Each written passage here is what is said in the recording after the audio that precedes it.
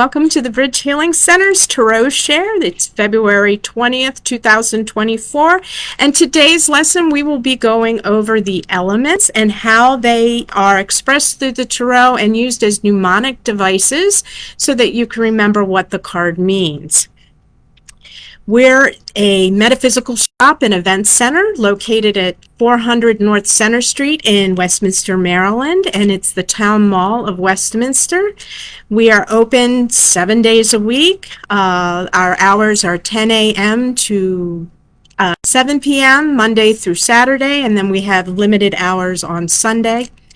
You can come on down by your tarot decks here. We have in-store festivals. Check our Facebook for events, and we'll be looking forward to seeing you. When is the next tarot share? It's usually the first and third Tuesdays of the month from 5:30 to 7:30 p.m. And it's going to be March 5th is the next one, so you can look for the live or you can come on down and join us. We're going to be looking at the cards, getting one card readings for everybody, and then we're going to pair up and learn how to read for each other. So today's lesson, again, is the elements. There are 5 elements in the Hermetic order of the Golden Dawn system. It is fire, air, water, earth, and also spirit. Now, spirit kind of sort of is a catch-all for all of that, and usually spirit is represented by the major arcana. So while an element is usually attributed to a major arcana, sometimes it can sort of slide from fire to water to air to earth because it has many, many different symbols. So when we go over the major arcana cards that are attributed to a certain element, I'll be able to show you how it actually sort of crosses categories. So the first element that we're going to do is the Ace of Swords.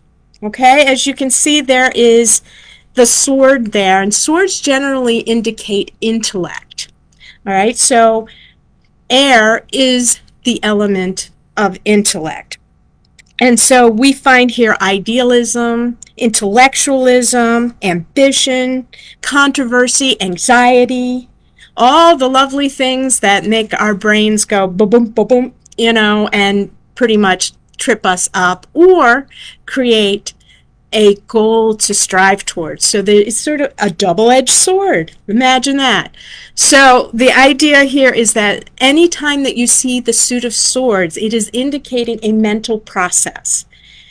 So when you look at them, it can be painful. Usually our thoughts tend to be painful because we create expectations that aren't necessarily realistic, and then we get hit with that, our hearts get hurt, but it's really our mind that hurt us. And that's why swords look so dangerous in the decks that you see. So in this one you can see all the air symbolism, the clouds, being in the atmosphere.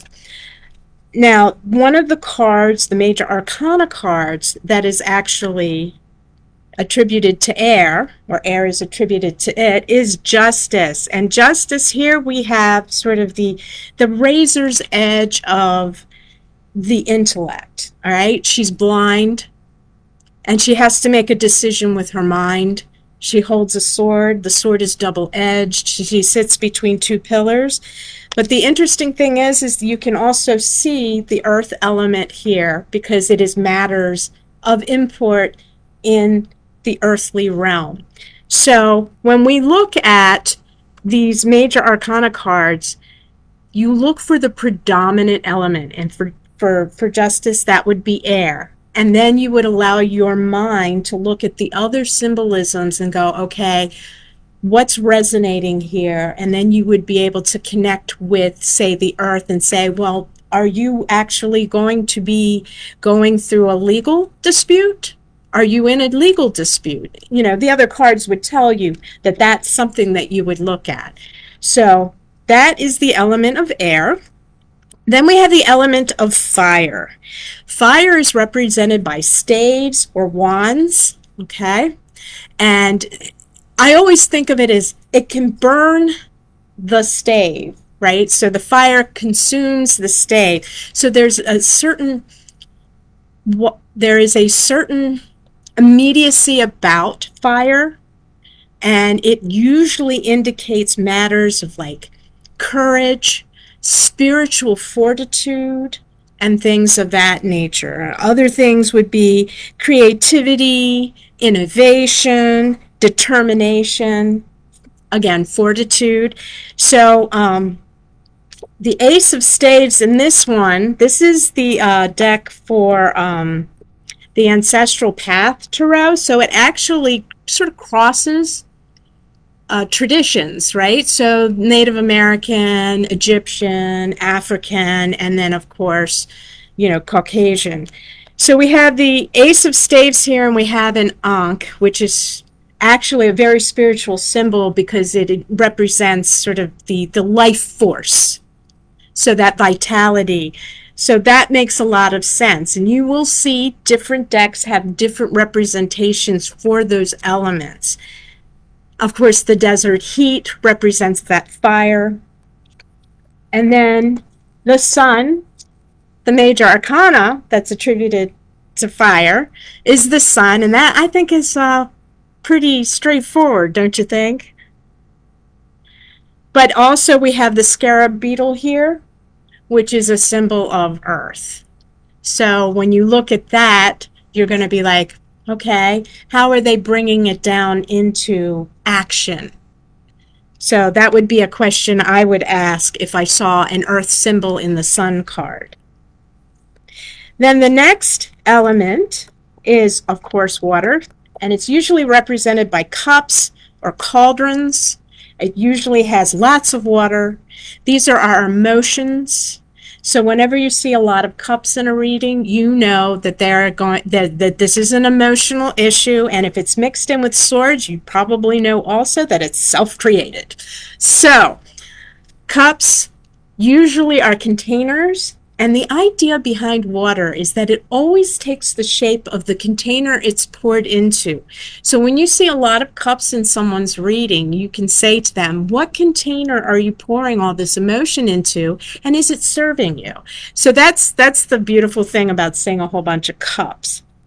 Now the other thing, some of the key words for cups are attraction, intuition, relationships, and sentimentality.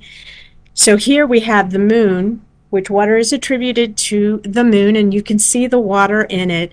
This is something that controls the tides, which is why it's such a great association for water. But we also have earth here, and we also have an elderly woman who is weaving. So when you look at things like that, I'm not going to tell you what the moon means because I want you to think about that symbolism of a woman weaving, Mythology, reading into mythology is a really good idea because it helps you to make these associations as well, because these cards pull from the wealth of our mythology, Greek, Celtic, Egyptian, even, Chinese and Japanese. So this is for water. And then finally, we have the shields, the coins, the pentacles for earth. And earth is basically the one that grounds all the other elements. It is the fullest expression of all of the elements with spirit in it. So a lot of people think, oh, it's earth, it's about money, it's about commerce, but it's really about this weird, crazy life that we're living too, and how we can manifest beneficial things in our lives that are concrete. A lot of the coin imagery is about learning things, being good at what you do, building things, creating legacies. And then here we have the Empress. And the Empress Earth is attributed to her because she is the fecundity of Mother Earth. And again, Mother Earth has all the elements in her. And that's really what we look at when we see the Earth suit, pentacles, coins, and shields. Keywords for Earth is conviction, conservation, stability, and resourcefulness. So the spirit part of it, we'll get deeper into that in another lesson, in which we talk about the phases of the major arcana representing archetypes, as well as archetypal experiences, as well as the tools that we have to overcome. Also, like, say, the devil, the tower, all those kinds of traumatic experiences.